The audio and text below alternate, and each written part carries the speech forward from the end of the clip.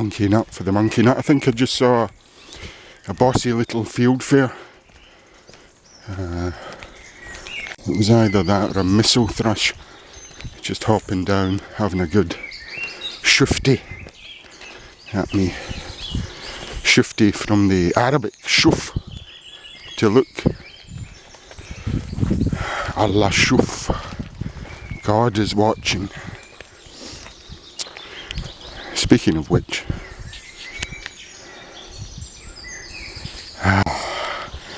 Buckminster Fuller, there's a name.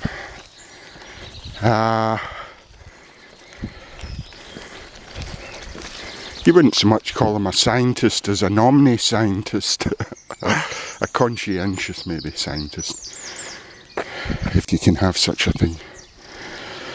And he talked of the synergy of synergies. That's what God was.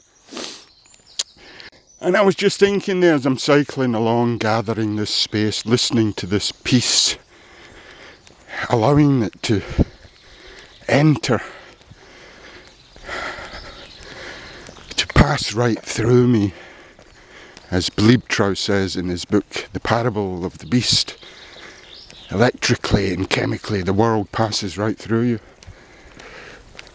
And this is the synergy of synergies. This is you gathering energy. This is why on the way home, when you get home after a cycle, a shamanic cycle in the hills, in the peace and quiet, gathering all those energies, that's why you come back invigorated.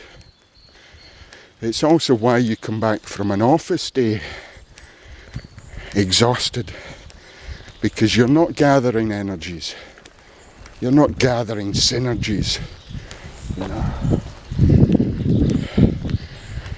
You're simply depleting and wasting away, because there's no energy to gather. You're surrounded by that which is not alive, and so you're surrounded by depletion and waste, and so there's nothing to gather.